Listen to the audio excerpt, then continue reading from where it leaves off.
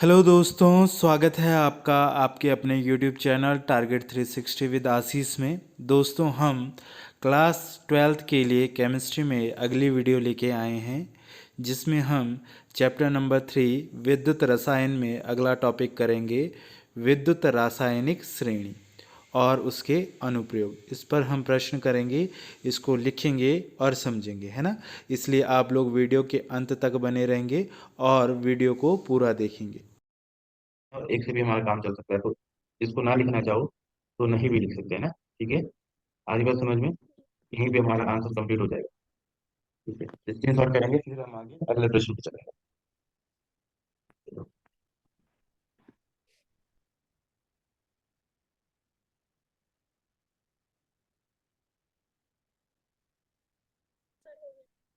हो गया।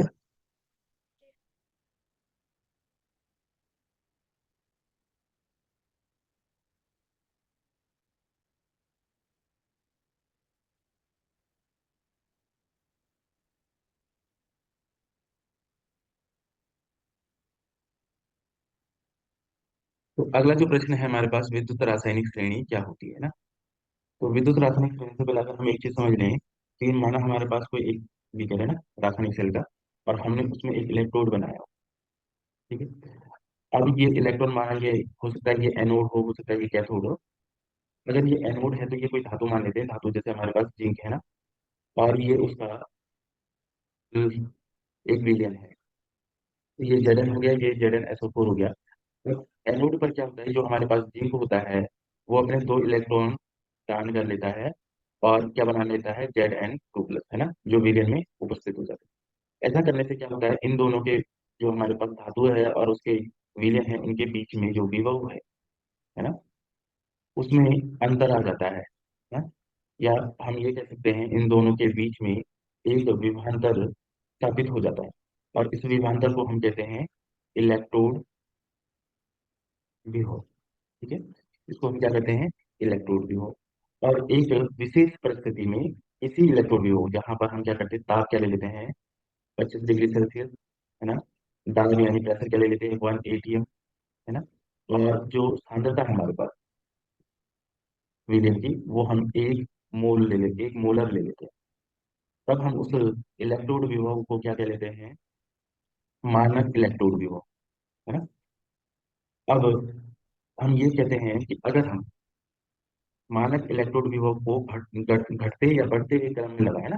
अब हमारे पास बहुत सारी धातुएं हैं, और उन धातुओं के जो मानक इलेक्ट्रोड विभव हैं उसके बढ़ते हुए क्रम में अगर हम एक सीरीज बनाए, है ना, एक श्रेणी बनाए, तो उसी को क्या कहते हैं, विद्युत रासायनिक श्रेणी, है ना। इलेक्ट्रोड विभव, मानक इलेक्ट्रोड विभव को हम आने वाले प्रश्न हमने आगे करे हुए हैं उनको तब कर लेंगे, देख लेंगे। लेकिन हम विद्युत रासायनिक श्रेणी को समझेंगे तो वो क्या है कि मानक इलेक्ट्रोड विभव को उसके बढ़ते हुए क्रम में अगर हम एक श्रेणी बनाए, उसी को हम क्या कहते हैं, विद्युत रासायनिक श्रेणी, है ना। तो हम यहाँ पे क्या लिखेंगे कि विभिन्न इलेक्ट्रोडों,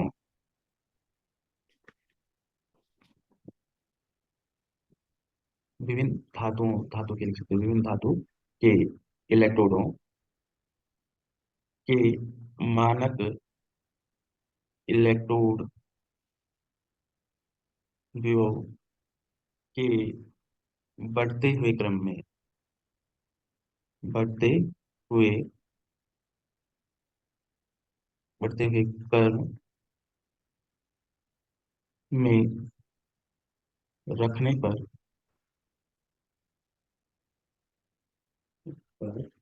जो श्रेणी प्राप्त होती है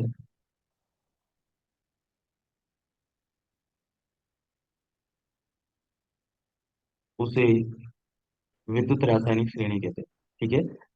जो मानक इलेक्ट्रोड विभव के बढ़ते हुए क्रम में रखते हैं उस श्रेणी को हम क्या कहते हैं, विद्युत रासायनिक श्रेणी कहते हैं। ठीक है। ये हमारे पास डेफिनेशन है। ठीक है, ये हमारी रासायनिक श्रेणी है, विद्युत रासायनिक श्रेणी है। इसमें हम ये लिखेंगे आगे कि इस श्रेणी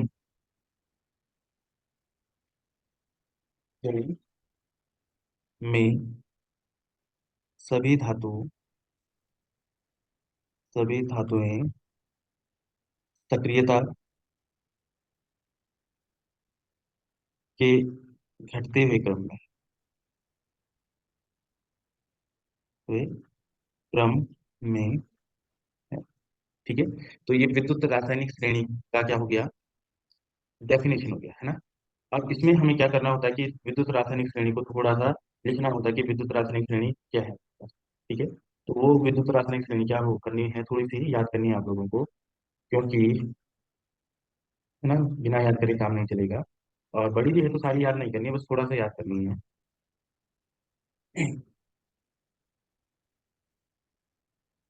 जैसे सबसे ऊपर जो धातु होती है हमारे पास वो लिथियम होती है ना। और लिथियम क्या होता है कि अपना एक इलेक्ट्रॉन त्याग के Li+ बना देता है ना। तो हम ऐसे लिखते हैं लिथियम एक इलेक्ट्रॉन त्यागेगा तो Li+, है ना। इसी तरीके से लिथियम के बाद हमारे पास पोटेशियम आता है। और पोटेशियम भी क्या करता है, अपना एक इलेक्ट्रॉन त्याग के K+ बनाता है और इसका एक इलेक्ट्रॉन इस तरफ लेकर है ना। उसके बाद आता है बेरियम। ये क्या करता है, दो प्लस आयन बनाता है, इसलिए दो इलेक्ट्रॉन त्यागेगा। ठीक है। इसके बाद हमारे पास क्या आता है, कैल्शियम। ठीक है। कैल्शियम भी क्या करता है, टू प्लस आयन बनाता है और दो इलेक्ट्रॉन त्यागता है ना। इसके बाद सोडियम आता है। तो सोडियम क्या करता है, Na+ बनाता है, यानी एक इलेक्ट्रॉन त्यागता है। ठीक है। तो सारी धातुएं नहीं लिखनी, ये चार पांच ऊपर की लिख ली। इसके बाद हम यहाँ पे डैश डैश करके बीच में हाइड्रोजन को लिख लेना। हाइड्रोजन क्या होता है, सबसे बीच में होता है। कारण क्या है, क्योंकि इसका जो मानक इलेक्ट्रोड भी होगा हाइड्रोजन का, वो जीरो होता है ना। इसको लिखना बहुत जरूरी है। यहाँ पे हम H2 लिख लेंगे। ठीक है। इस तरीके से तो इसका जो मानक विभव है हमारे पास वो कितना है, जीरो है ना। और इन लोगों के भी लिखना है ना। जैसे हमारे पास लिथियम है, इसका होता है कितना, -3.04। इसके बाद जो दूसरे नंबर पर पोटेशियम है, इसका होता है -2.92। और उसके बाद बेरियम है, बेरियम का होता है -2.89। ठीक है। और कैल्शियम का होता है -2.87। और सोडियम का होता है -2.71। ये थोड़ी सी याद कर लेनी, ये मानक इलेक्ट्रोड विभव है। कौन सा इलेक्ट्रोड, कौन सा है, वो है मानक अपचयन विभव, है ना। यानी कैथोड वाला, है ना। मानक अपचयन विभव है। दो तरीके के मानक हो सकते हैं, एक ऑक्सीकरण और एक अपचयन। तो ये अपचयन वाले विभव लिखे हैं, है ना। इसके बाद लास्ट में क्या कर सकते हैं, दो और लिख सकते हैं यहाँ पे। जैसे हम एक Cl2 वाला लिख लो। तो Cl2 क्या करेगा, दो इलेक्ट्रॉन को ग्रहण करेगा तो क्या बना देगा, 2Cl- बना देगा। और एक हमारे पास कौन सा है, F2, यानी फ्लोरीन। ये भी दो इलेक्ट्रॉन ग्रहण करेगा और क्या बना देगा, 2F-, है ना। और इनके जो इलेक्ट्रॉन विभव है वो क्या है, 1.50 प्लस में, और इसका प्लस में है 2.87। ठीक है। तो ये विद्युत रासायनिक श्रेणी हो गई भाई, है ना। ये कुछ याद करने, सारी याद नहीं करने हैं। और एक चीज देखना है कि इसमें जो सबसे सक्रिय धातु है हमारे पास, जो बहुत आसानी से इलेक्ट्रॉन दे देती है, वो लिथियम है ना। लिथियम के बाद पोटेशियम, पोटेशियम के बाद बेरियम है, बेरियम के बाद कैल्शियम है, और उसके बाद सोडियम, है ना। जो सबसे सक्रिय धातु है, जो आसानी से इलेक्ट्रॉन ले लेगी, है ना। अगर ये पूछा जाए कि जो वह तत्व बताओ जो आसानी से इलेक्ट्रॉन ग्रहण कर लेगा, तो वो कौन है, फ्लोरीन, है ना। क्योंकि ये आसानी से इलेक्ट्रॉन ग्रहण करेगा। और जो इलेक्ट्रॉन ग्रहण करता है वहां पे अपचयन होता है, लेकिन वो क्या होता है, प्रबल ऑक्सीकारक होता है, ये ध्यान रखना। उल्टा होता है ना, एक दिन क्लास में बता रहा था मैं कि जो बहुत जिसका आसानी से क्या हो जाए, अपचयन हो जाए, वो प्रबल ऑक्सीकारक होता है ना। उल्टा होगा ना, उल्टा नाम पड़ता है इसका, अपचयन से ऑक्सीकारक। और इसका देखो आसानी से ऑक्सीकरण हो रहा है ना, ऑक्सीकरण मतलब इलेक्ट्रॉन दे रहा है, तो ये क्या हो जाएगा, प्रबल अपचायक। ये याद रखना है, उल्टा होना है। अगर ऑक्सीकरण हो रहा है तो अपचायक होगा, और अगर अपचयन हो रहा है तो ऑक्सीकारक। ठीक है, समझ में आ रहा है ना। तो ये हमारे पास क्या हो गया, ये विद्युत रासायनिक श्रेणी हो गई, है ना।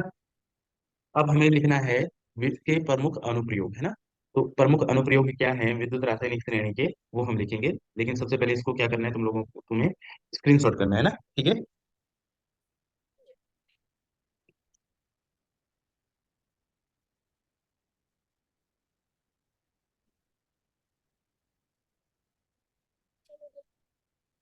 हो गया ना। चलो। तो अब हमें क्या करना है, विद्युत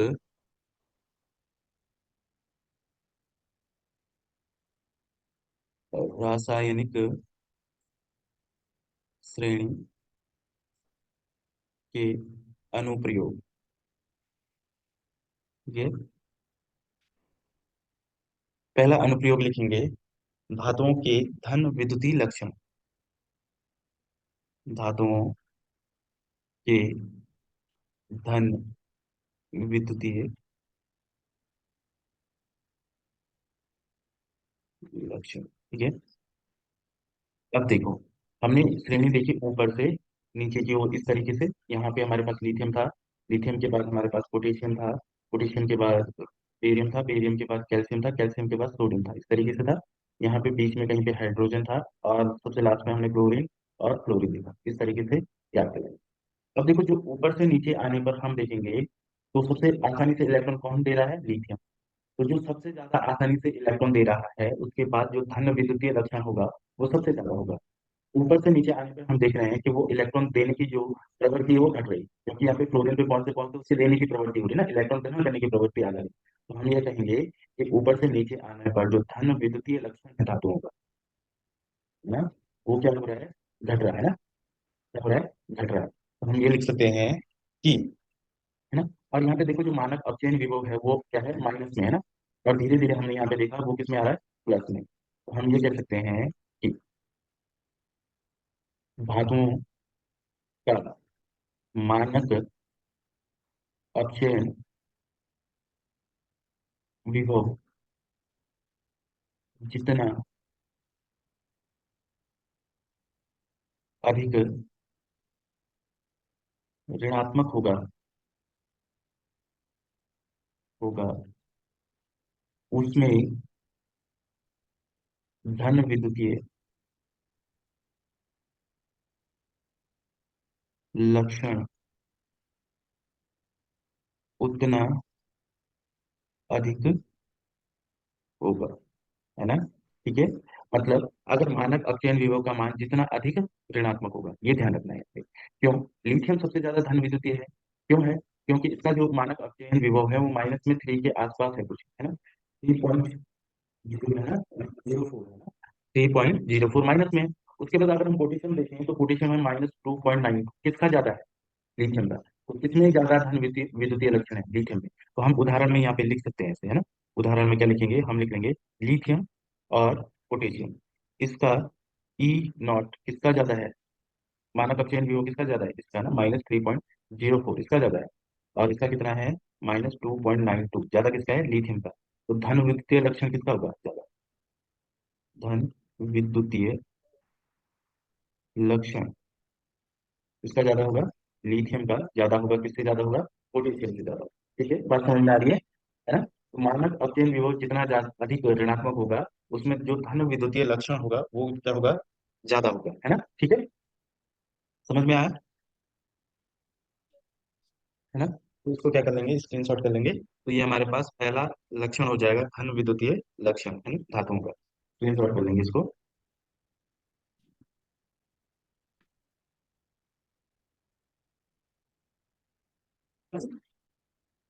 हो गया। हाँ, अब हम दूसरा अनुप्रयोग करेंगे इसमें। वो है धातुओं की रासायनिक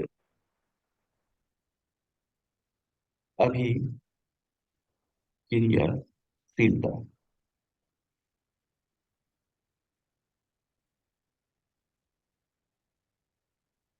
ठीक है। अब इसमें भी वही है ना, कि जो रासायनिक क्रियाशीलता है वो किसकी ज्यादा है ना। तो हमने वही रासायनिक क्रिया जो हमने पढ़ी, उसमें भी हमने यही देखना है कि लिथियम सबसे ऊपर होता है, फिर हमारे पास पोटेशियम होता है, फिर बेरियम होता है, फिर कैल्शियम होता है, फिर सोडियम होता है, इस तरीके से ना।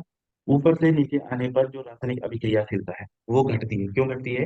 क्योंकि यहाँ पे जो हमारे पास ये तत्व है, धातु है, इनकी जो प्रवृत्ति होती है वो इलेक्ट्रॉन डोनेट करने की होती है ना।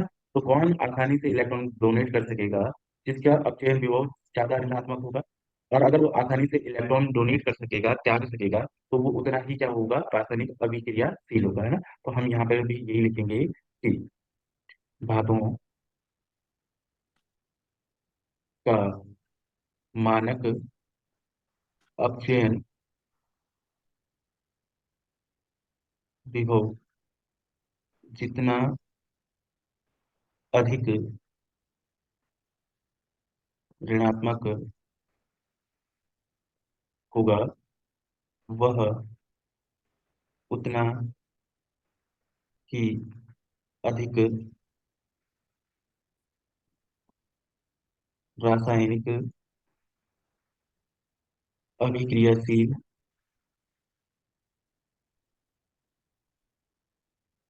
होगा, है ना। और यहाँ पे हम लिख सकते हैं रासायनिक अभिक्रियाशीलता का घटता क्रम, का घटता क्रम, है ना। तो देखो, सबसे ज्यादा किसकी है, लिथियम की, इसको सबसे पहले लिख लो। फिर पोटेशियम, फिर बेरियम, फिर कैल्शियम, है ना, फिर सोडियम, इतना याद कर लेना है। फिर डैश डैश करके फिर क्या आ जाएगा बीच में, हाइड्रोजन। फिर डैश डैश डैश डैश करके क्या करना है। अच्छा, यहाँ पे देखो एक और धातु आती है जेड, है ना, बीच में। और यहाँ पे एक धातु और आती है कॉपर। तो डैश डैश डैश करके यहाँ पे हमारा क्लोरीन आ जाता है लास्ट में, क्लोरीन, इस तरीके से। अब हमारे पास एक एग्जाम्पल आता है, जैसे जेडन की अभिक्रिया हम करवा लेते हैं किससे, CuSO4, कॉपर के सल्फेट विलयन से। तो जिंक क्या करता है, उसे कॉपर को यहाँ से हटा देता है, और वो बन जाता है ZnSO4। और ये कॉपर हमारा अलग आ जाता है इस तरीके से, ठीक है। लेकिन यदि हम Cu को ZnSO4 के विलयन में डालें, तो यहाँ पे जो अभिक्रिया होती है वो नहीं होती। क्यों नहीं होती ऐसी अभिक्रिया, क्यों नहीं होती? क्योंकि जो हमारे पास जिंक है, उसका जो मानक अपचयन विभव है वो ज्यादा ऋणात्मक, यहाँ पे दिख रहा है, ये इस तरफ है, तो इसका ज्यादा है। ज्यादा होने के कारण ये क्या होता है, ज्यादा अभिक्रियाशील होता है कॉपर से। कॉपर से ज्यादा अभिक्रियाशील होने के कारण क्या होगा, ये कॉपर को यहाँ से विस्थापित कर लेता है, कॉपर के सल्फेट विलयन से, कॉपर सल्फेट विलयन से विस्थापित कर लेता है ना। लेकिन क्या है, कॉपर का ऋणात्मक जो मानक अपचयन विभव है वो ऋणात्मक ना होकर यहाँ पे पॉजिटिव होता है ना। और पॉजिटिव होने के कारण क्या है, ये जिंक से कम अभिक्रियाशील होता है, इसलिए वो जिंक को उसके सल्फेट विलयन से हटा नहीं सकता, विस्थापित नहीं कर सकता, इसलिए ये अभिक्रिया नहीं होती है ना। ठीक है, समझ में आया। तो ये हमें क्या करना है, दो हमारे पास क्या हो जाएंगे, अनुप्रयोग हो जाएंगे किसके, रासायनिक श्रेणी के, ठीक है। तो दो हमने ये कर लिए हैं, बाकी के क्या है कि मैं तुम्हारी कॉपी में लिखा है ना, उसमें से एक या दो और करने हैं ना, ठीक है। और नहीं तो मैं अभी लिखा दूंगा अगली वाली क्लास में, ये टाइम खत्म होने वाला है ना, तो इसको एक तो स्क्रीनशॉट करना है, दूसरा दूसरी क्लास को ज्वाइन करना है, ठीक है। हम्म, तो स्क्रीनशॉट करेंगे भाई, है ना।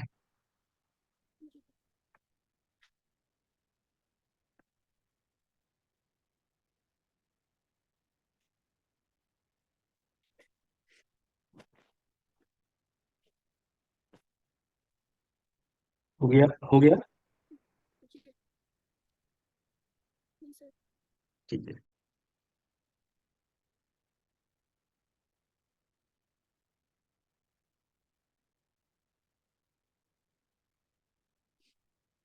तो दो अनुप्रयोग कर लिए थे हमने, तीसरा लिखेंगे भाई, है ना। तो तीसरा क्या है, धातुओं के द्वारा तनु अम्लों से हाइड्रोजन का विस्थापन, का विस्थापन ना। तनु अम्ल कौन से, जैसे HCl हो गया हमारे पास, या H2SO4 हो गया, है ना, या HNO3 हो गया, इस तरीके के अम्ल, है ना, ये क्या कहलाएंगे हमारे तनु। और इसमें से हाइड्रोजन का विस्थापन तो कौन सी धातुएं कर सकती है, तो रासायनिक श्रेणी जो हमारे पास है, विद्युत रासायनिक श्रेणी, वो भी वो बताती है हमें। जैसे हमारे पास यहाँ पे लिथियम है, पोटेशियम है, बेरियम है, कैल्शियम है, सोडियम है, इतने तो याद करते हैं ना। और यहाँ से कुछ धातुएं और आती है, जैसे मैंने बताया कि बीच में जिंक है, और यहाँ पे फिर लास्ट में बीच में हमारे पास हाइड्रोजन। इन सबके जो मानक अपचयन विभव है वो नेगेटिव होते हैं, माइनस में, है ना। धीरे धीरे माइनस में जो ये मान है ये घटते हुए जाते हैं। जैसे ही हम हाइड्रोजन पे पहुंचते हैं उसका मान क्या हो जाता है, 0 हो जाता है। और जो हाइड्रोजन से ऊपर धातुएं हैं हमारे पास, वो आसानी से हाइड्रोजन को विस्थापित कर देती है। लेकिन जो हाइड्रोजन से नीचे धातुएं हैं, वो क्या नहीं कर सकती, उसको हाइड्रोजन को विस्थापित नहीं कर सकती। कारण क्या है कि जो हाइड्रोजन से ऊपर धातुएं हैं हमारे पास, है ना, उनका जो मानक अपचयन विभव है वो ऋणात्मक है, यानी वो आसानी से इलेक्ट्रॉन को क्या कर सकते हैं, त्याग सकते हैं, है ना।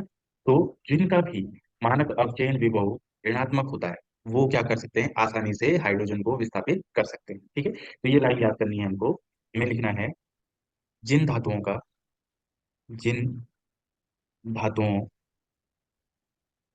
का मानक अपचयन विभव ऋणात्मक होता है, वे आसानी से आसानी से तनु तनु अम्लों से हाइड्रोजन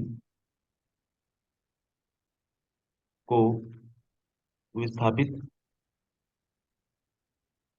विस्थापित कर देते हैं। ठीक है, तो जिनका मानक अपचयन विभव क्या होना चाहिए, माइनस में होना चाहिए, है ना, जिनका ऋणात्मक होता है वो आसानी से तनु अम्लों में से क्या कर लेते हैं, हाइड्रोजन को विस्थापित कर देते हैं। तो ये तीसरा अनुप्रयोग है विद्युत रासायनिक श्रेणी का, है ना। दूसरा करेंगे, चौथा करेंगे हम इसके बाद, है ना। चौथा अनुप्रयोग क्या होता है, तो चौथा होता है मानक सेल विभव, मानक सेल विभव, ई नॉट सेल कहते हैं इसको, की गणना, है ना। तो इसको कैसे करते हैं, तो इसके लिए फॉर्मूला होता है ई नॉट सेल बराबर ई कैथोड, है ना, जो कैथोड पर विभव होता है, माइनस ई नॉट एनोड, है ना। तो कैथोड पर जो हमारे पास अपचयन विभव होता है, मानक अपचयन विभव माइनस मानक ऑक्सीकरण विभव, इस तरीके से ये फॉर्मूला होता है। और इस फॉर्मूले की सहायता से हम क्या कर सकते हैं, मानक सेल विभव की गणना कर सकते हैं ना। तो ये हमारे पास क्या हो जाएंगे, चार अनुप्रयोग, है ना। इन चारों को अच्छे से याद करना है और उसके बाद इसको लिख लेना है ना। ठीक है, तो इसको स्क्रीनशॉट करेंगे भाई फटाफट, है ना। फिर हम अगले प्रश्न पे चलेंगे।